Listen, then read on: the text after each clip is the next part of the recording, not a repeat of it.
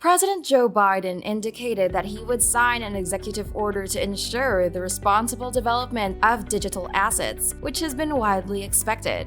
Investors reacted positively to the news, sending the cryptocurrency market up across the board. The directive covers a wide range of challenges in the cryptocurrency world, from protecting people and businesses who engage with cryptocurrencies to ensuring financial stability to responsible innovation and allowing more people access to the financial system.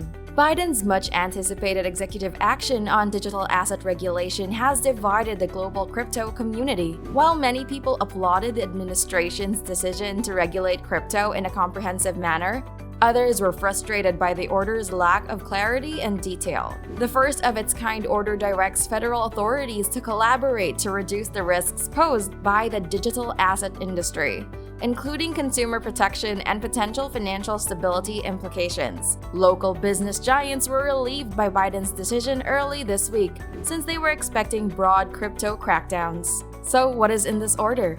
The order covers 7 major areas. 2 of them concern consumer, investor, and business protection when engaging with, using, or investing in digital assets. The other part of safeguarding digital assets is to ensure that they do not pose a worldwide systemic risk or financial instability. The executive order also directs all relevant U.S. agencies to collaborate with international partners to combat the illegal use of digital assets. Due to the decentralized nature of blockchain networks and the difficulty in tracing transactions, this has become a recurring issue. According to Biden, the order also directs multiple agencies to promote U.S. competitiveness and leadership in and use of digital asset technologies.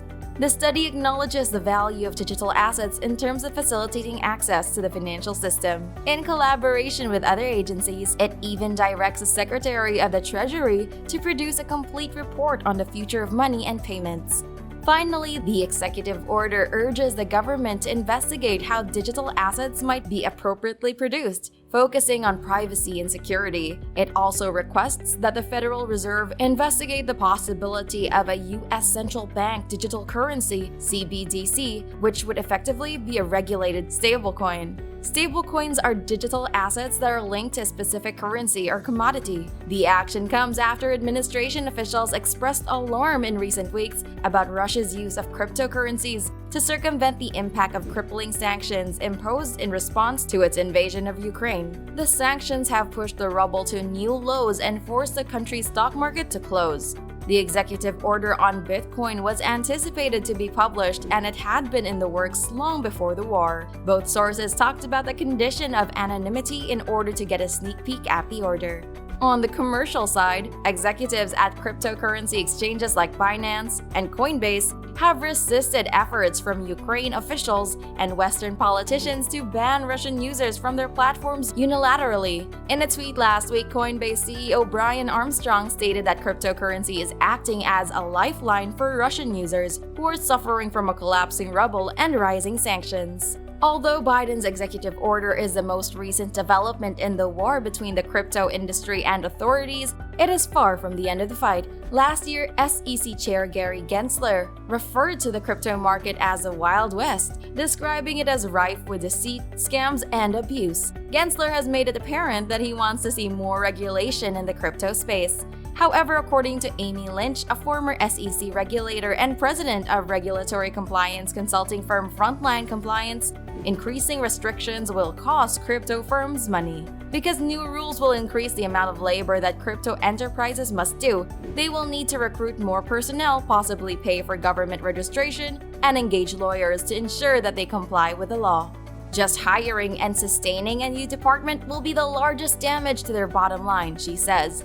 According to George Pesok, General Counsel and Chief Compliance Officer of Tayson, a US-based compliance software developer for the crypto industry, more regulations could hamper innovation and put pressure on crypto companies to move overseas where laws are less stringent. The cost is enormous in terms of money and leadership and the United States' global stature, and we cannot afford to relinquish our leadership position in this industry. It would be detrimental to everyone.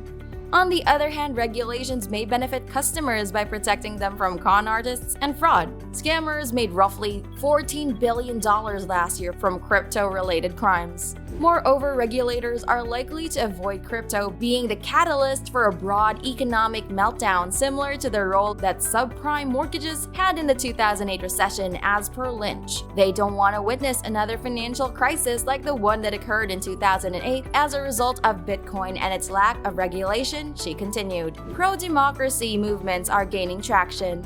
Crypto assets have also played a key role in recent pro-democracy protests in Hong Kong. That's why regulatory bodies must not take a sledgehammer approach to cryptocurrency regulation, obliterating lawful uses to find criminal actors. Biden's executive order highlights the necessity for several agencies involved in cryptocurrency regulation to work together. Still, it is quite on the need for those agencies to follow the law and refrain from exceeding the authorities granted to them by Congress.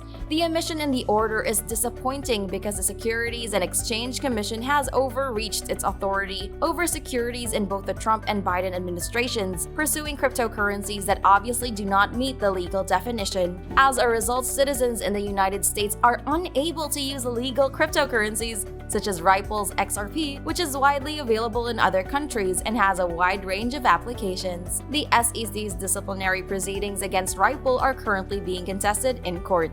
The executive order's apparent acceptance of central bank digital currencies, which the Federal Reserve would issue, is the most alarming aspect. According to the order, research and development activities into the potential design and deployment possibilities of a United States CBDC should be prioritized. However, it pays little attention to the various disadvantages of government-run cryptocurrencies, such as significant privacy and financial stability threats. The United States of America may create its cryptocurrency. The U.S. authorities would have unfettered access to the digital database that records banking transactions for individuals using that currency if the Fed issued its cryptocurrency rather than the private sector. Current banking Know Your Customer requirements will assure governments track, verify, and recognize every or almost every CBDC transaction. According to Paul Jazzy, a cryptocurrency attorney and adjunct fellow at the organization the Competitive Enterprise Institute. Even if precautions were in place, the Fed's data on individual purchase and investment decisions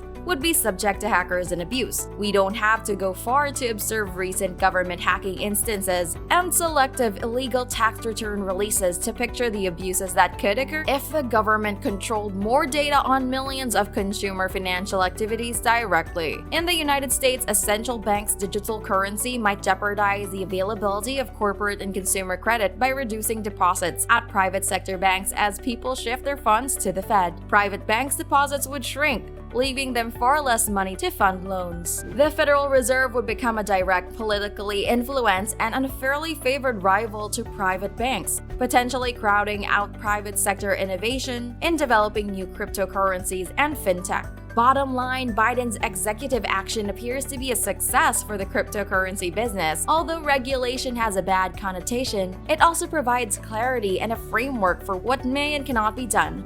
We believe investors appreciated the order's optimistic tone on innovation and competitiveness. This could result in less uncertainty and more participants willing to join the crypto ecosystem and use digital assets for purposes other than speculative investing. But financial inclusion is aided by cryptocurrency. What is it all for? CDBCs are a problem in search of a solution because Bitcoin products are already furthering financial inclusion as stated in Biden's directive. If that's the case, why take on unnecessary risk involving the government directly in this sector? According to the Biden administration and other policymakers, over-regulation that suffocates innovation and the prospect of government-issued digital currency may dramatically skew the financial system and threaten financial stability when it comes to cryptocurrencies. What are your thoughts on this? Let us know in the comments below.